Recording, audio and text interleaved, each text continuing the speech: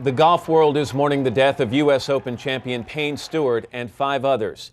Now comes the investigation into one of the most unusual incidents in U.S. aviation history today, Tuesday, October 26, 1999. On October 25, 1999, Payne Stewart, the legendary American professional golfer who'd won 11 PGA Tour events, including 3 majors, the most recent of which came just months earlier at the 1999 U.S. Open, where Stewart dramatically holed a 15-footer on the final hole to secure a one-stroke victory over Phil Mickelson, woke up early and made pancakes for his wife Tracy and their 2 children, 13-year-old Chelsea and 10-year-old Aaron. It was going to be a busy day, but Payne knew how important small traditions like this were for his family, keeping the kids grounded amidst the whirlwind life of a popular player in what was becoming one of the fastest-growing sports in America with the rise of Tiger Woods. Stewart was right in the middle of all of it, branding himself as one of golf's sartorial traditionalists with his distinctively colorful and patterned knickers called +4s, high socks, and his trademark Tam O'Shanter caps. But it wasn't a gimmick. Stewart backed it all up with one of the prettiest natural swings of the modern era and a ranking in the top 10 for nearly 250 straight weeks between 1985 and 1993, before cracking the list again in 1999 with his vintage performance at the Open. Before Tiger Woods and Phil Mickelson stormed onto the scene, and with Jack Nicklaus fading into the twilight of his illustrious career, Stewart was often the top-ranked American player, bringing in more than $12.6 million in tour earnings over his career.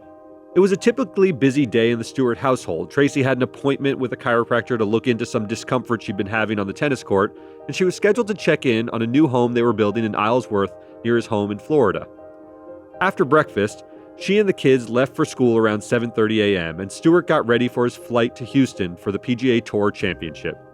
He was planning to stop near Dallas to scout a site for a potential new course on his way to the tournament. Just after 8 a.m., Van Arden, one of Payne's agents and president of Leader Enterprises Sports Management, picked up Stewart, and both men headed to the airport where they met another agent and friend of Stewart, Robert Fraley. Bruce Borland, a last-minute addition to the flight, joined the team on the trip, as he was an architect in Jack Nicklaus's golf course design firm and eager to work with Stewart on the new project. The foursome, plus pilot Michael Kling and First Officer Stephanie Bellagarigue, boarded the Learjet N-47BA with a cooler full of ice and soft drinks and took off from Orlando International at 9:19 a.m. After an initial series of altitude clearances, a control tower in Jacksonville told the aircraft to climb to 39,000 feet for the trip to Dallas. At around 9:26 a.m., the pilot acknowledged the instruction, telling the tower, quote, 390 Bravo Alpha. It would be the last known radio transmission from the aircraft. Over the next 10 minutes, the air traffic controller attempted to contact the cockpit at least 6 more times, each time with no answer. At 10:54 a.m., Colonel Olson, a test pilot for the U.S. Air Force in Western Florida, who happened to be flying an F-16 in the area, was directed by controllers to intercept Stewart's jet. From a distance of around 2,000 feet, Olson made 2 radio calls but did not receive a response, but did manage to make a visual inspection of the jet. He reported that the passenger windows were too dark to peer into, and said the entire right cockpit window and much of the windshield were opaque, as if condensation or ice had covered the inside, but said there was no apparent damage to the aircraft. What he sees is terrible. It looks like the front to cockpit is either frosted or basically condensed over. I can't see inside in the cockpit. Could not see in the cockpit area. No apparent damage to the aircraft. I saw no damage to the aircraft that I could see. At around 12:13 p.m., nearly 3 hours into the flight, 2 more F-16s from the Oklahoma Air National Guard were directed to intercept the jet, radioing back, quote, we're not seeing anything inside. Could be just a dark cockpit, though. He is not reacting, moving, or anything like that he should be able to have seen us by now. With the plane still heading north, Canadian Prime Minister Jean Chrétien authorized his air command to shoot down the plane if it entered Canadian airspace without making radio contact, fearing that the plane would crash into a densely populated Winnipeg area in the heart of Manitoba. In his 2018 memoir, Chrétien recalled the moment, saying, quote, with a heavy heart, I authorized the procedure. It would not be necessary. At 1:13 p.m., after nearly 4 hours of flight time, the Learjet ran out of fuel and crashed at nearly supersonic speed in a remote field in Aberdeen, South Dakota, leaving behind an 8-foot-deep crater. There were no survivors. Payne Stewart was just 42 years old. I'm Derek Kaufman. I'm Jason Beckerman. And this is Last Days, Payne Stewart.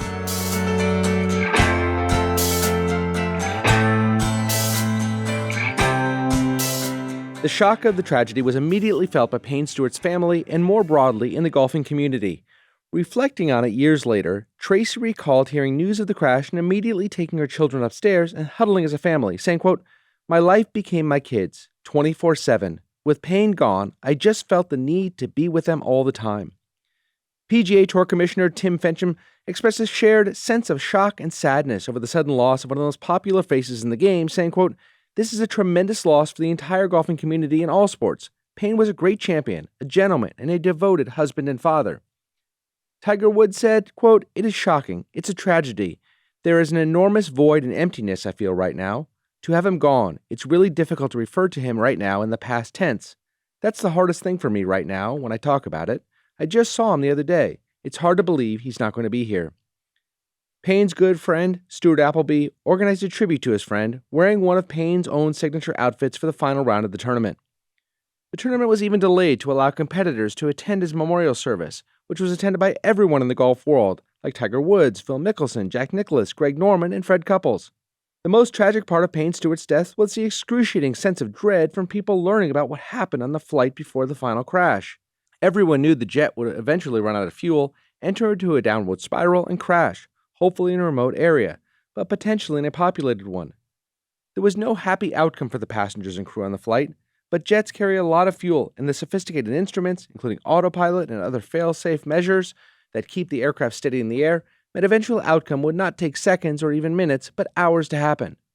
And despite the best intentions of air traffic controllers constantly pinging the cockpit, the numerous F-16 jets trailing and circling the jet, and the many prayers and well wishes on the ground as news coverage expanded over the course of the morning, on some level, everyone knew they were powerless to change the eventual outcome, but people were clinging to hope that everyone on the plane would wake up and land safely. I remember this very distinctly. There was an eeriness about the day of Payne Stewart's death because as you were processing the news that that plane was in the air, there was a thought of hope. You couldn't escape it because the plane wasn't in distress. This wasn't a crash. This wasn't sort of immediate. It was gliding along, and they were tracking this plane, and nothing could be done. It is. We'll talk about more about the cause of what happened, but it is something that I thought about for maybe 10 years every time I got on a plane afterwards. I've flown on one private plane once, and it's the only thing I was thinking about during that private plane trip.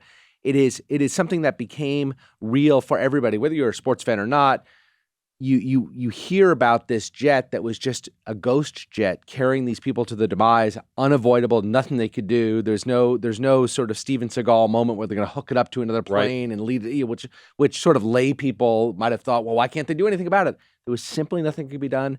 These deaths were going to happen. We didn't know what was happening on the plane. We didn't know if they were already dead.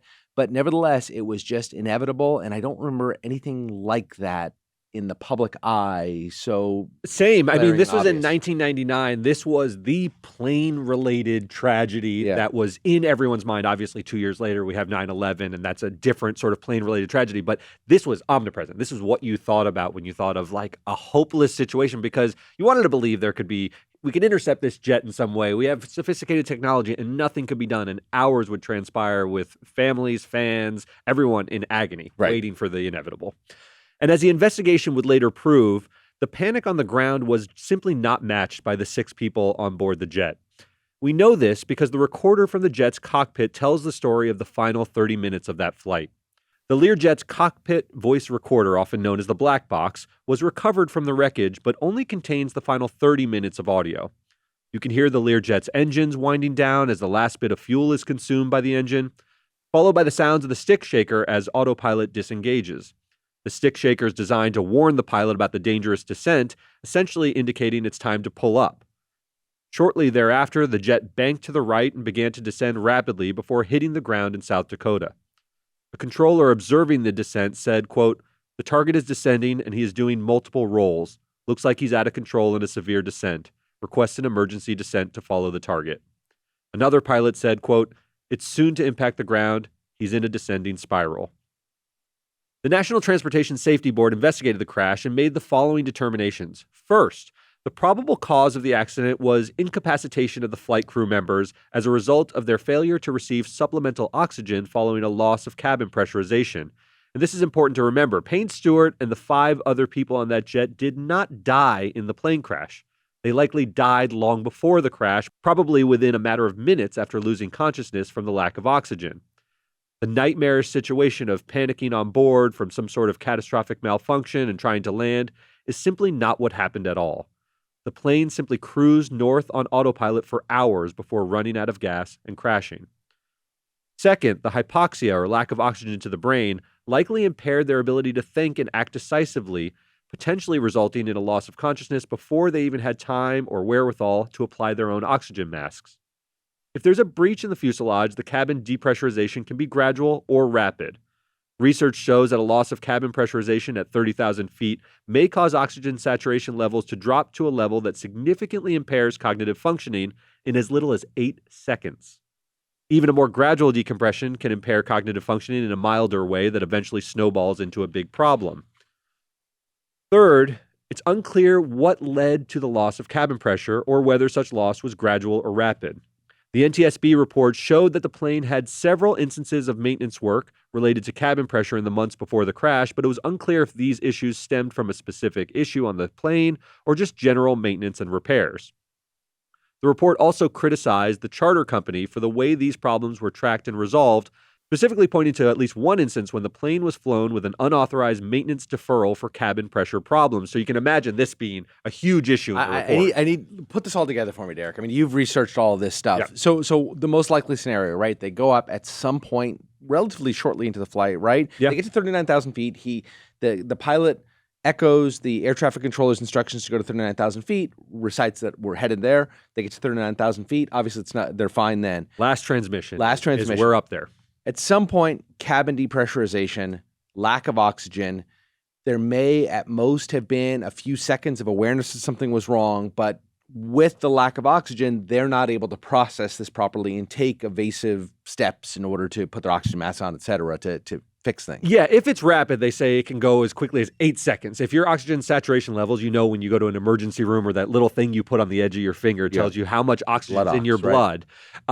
If that drops down into the 80s very quickly, which it can do in 8 seconds if that cabin depressurizes, because you're in very thin air at 39,000 feet, your disorientation to unconsciousness is as quick as 8 seconds. So they may not have even known anything was amiss. You're just suddenly out. Right. If it were gradual, they would have experienced more disorientation. They would have been sort of feeling groggy, maybe potentially noticing that their, shortness of breath and things like that. They say that could have happened if it were gradual. They don't know. And it sounds like the plane was in pretty good working order. Do you know if a pilot becomes aware of depressurization, I would assume there's oxygen masks they can put on that will save them at that point. So it has to have happened pretty quickly, or the pilot would have taken the necessary steps. Right? Yeah, that's the idea, is that it probably happened quickly, because if those masks drop, you would ordinarily have time to put it on your face, right? Get the supplemental oxygen. There was nothing in the report that the oxygen tanks were empty. That often happens in a flight where you put the masks on and you're not getting fresh oxygen. That wasn't the case here, according to the report. So it does seem like it was pretty swift,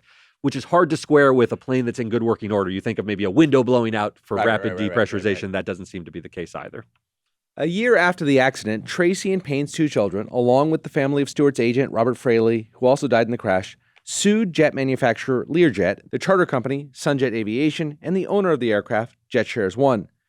The families claim that, 1, a cracked adapter resulted in an airflow valve detaching from the frame of the aircraft, leading to the fatal loss of cabin pressure, and 2, that the aircraft was severely out of maintenance due to Sunjet's alleged negligence. Sunjet became the target of an FBI investigation and eventually filed for bankruptcy in June 2000. The case against Learjet went forward in Orlando, but in June 2005, a jury found that the aircraft's manufacturer was not liable for the deaths of Stewart or Fraley, and that there was no defect in the design or manufacture of the aircraft. Tracy called the result very disappointing, but added that she felt it was her duty to bring the lawsuit. She said, quote, "I didn't do it for financial reasons, because I didn't need to. I was surprised by the verdict, but there were a lot of verdicts I don't agree with." Although he was probably never the greatest golfer of his era, Nick Faldo and Ernie Els won more majors, and Tiger Woods would far surpass his accomplishments, Payne Stewart's golf career left an indelible imprint on the game as a testament to perseverance and personal flair. After a notable college career at SMU in Dallas, Stewart actually failed to earn his PGA Tour card in the early 80s and played on the Asia golf circuit for a couple years, winning a few tournaments, including the Indonesian Open. From there, he would earn his PGA Tour card in 1982, but scuffled along for a number of years, winning a few tournaments but failing to crack the majors. Came close in 1985 at the British Open, finishing one stroke behind the champion, Sandy Lyle. He then tied for 8th at the Masters and was runner-up in 4 other tournaments in 1986, developing a reputation for being a golfer always in contention but never finishing the job at a major. But in 1989, Stewart finally broke the drought, winning the PGA Championship to secure his first major, and, in what would become something of a trademark for him, Payne did so in dramatic fashion. Trailing by 6 shots at the start of the final round, Stewart made up 5 strokes in the final 3 holes to win by a single stroke over Mike Reed. With an incredible 31 on the back 9, including birdies on the 4 of the last 5 holes in the final round, even the runner-up Reed had to tip his cap to the clutch performance, saying, quote, "As disappointed as I am, I'm happy for Payne." He followed it up with a win at the 1991 U.S. Open, surviving a dramatic 18-hole playoff with Scott Simpson to take home the trophy. Again, Stewart was behind by 2 shots going into the final 3 holes before taking the lead with a clutch 20-foot birdie putt on the 17th hole. It was another dramatic victory, but this time, it felt more expected as Stewart was cementing his place in the upper echelon of professional golfers. I have to confess, I'm not a huge golf fan, but I was a big Payne Stewart fan because he was extremely exciting. I've always found the sport a little bit boring. I was into team sports. Tiger Woods, obviously, his mastery and dominance was exciting in a certain way, but he would run away with tournaments. Payne Stewart, down to that final day in those ridiculous outfits, those throwback outfits, was exciting, and he made golf sort of interesting to an entirely new audience that Tiger Woods then blew the doors off. His proximity, as everybody's proximity to Tiger Woods, made Payne Stewart 1,000 times more famous. He is the, Payne Stewart maybe was the Travis Kelce. Yeah. A great golfer, but his association with the greatest golfer is what really launched him. And we'll talk about it in a minute, but his 99 performance at the U.S. Open just prior to his death, as Tiger had ascended in 97, I believe he won the Masters, right? So yes. Tiger is now one of the biggest athletes in the world, most famous athletes in the world. And Payne Stewart, who's a golfer that I watched golf growing up, I knew who Payne Stewart was. I was playing a lot of golf during this time, so I certainly was aware of him. A lot of people weren't. Yeah. But in 99, you'll talk about what happened. He became a household name because of the flair and because golf was at this point being watched by tens of millions of people thanks to Tiger Woods. He was a beneficiary of that rising tide from Tiger Woods. Still, the path was never easy for Stewart, who went through a majors drought for the rest of the decade that set up perhaps his most dramatic win of all at the 1999 U.S. Open at Pinehurst. The game was changing. The young guard led by Tiger Woods and Phil Mickelson were taking over golf, and Mickelson was charging through the final day with Woods and Vijay Singh also in contention for the trophy. The call on the final hole, a 15-footer for par to defeat Mickelson, still brings chills to golf fans, especially in light of the timing just months before the fatal crash. And that'll happen tomorrow. But he's been here before. He's won this championship. He can do it.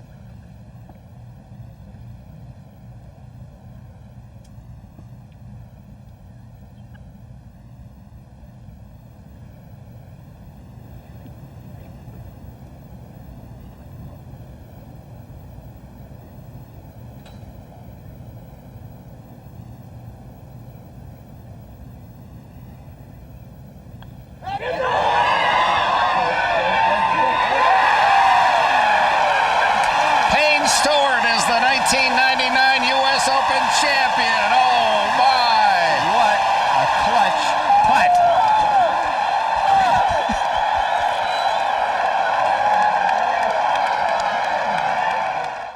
At just 42 years old, it was clear Stewart had a lot of golf left in him. Even in his shortened 1999 season, he earned $2 million and finished 7th on the year's money list. I just want to put this in perspective. Phil Mickelson was the rival to Tiger Woods. They were the two young guns, the young Turks of golf. Everybody was rooting for Phil Mickelson. The whole world was rooting for Mickelson. He's a different character now in golf, for sure. Nobody roots for Mickelson now. Back then, he was young, and Payne Stewart went toe-to-toe with him and beat this kid who seemingly, there was only one person who could beat Mickelson, and that was Tiger Woods. But all of a sudden, Mickelson's like down to the wire, which became his story for years. Mickelson said he couldn't win, and it started here against Payne Stewart. It was one of the most dramatic sort of rounds of golf as a golf fan you'd ever want to watch. Yeah, a lot of iconic imagery, Payne pointing at the hole. It's a very, very big moment in golf.